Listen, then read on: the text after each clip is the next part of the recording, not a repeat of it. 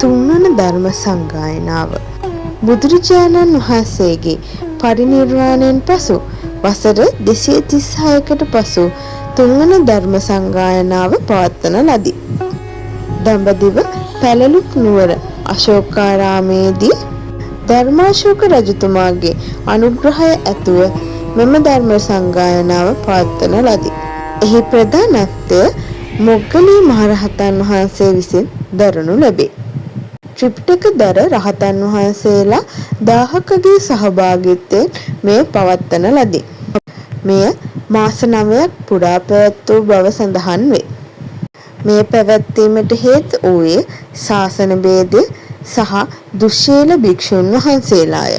එහිදී ධර්මාශෝක රජතුමාගේ අනුග්‍රහය ඇතුව ශාසන ශෝධනයක් සිදු කිරීම සුදුසුයයි මොග්ගලී මහරහතන් වහන්සේ යෝජනා කළ බව සඳහන් වේ.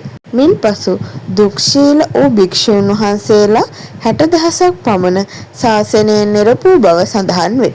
ඒ සමගම ලෝකේ පුරා රටවල් 9කට ධර්ම දූත සේවයද සපයන ලදී.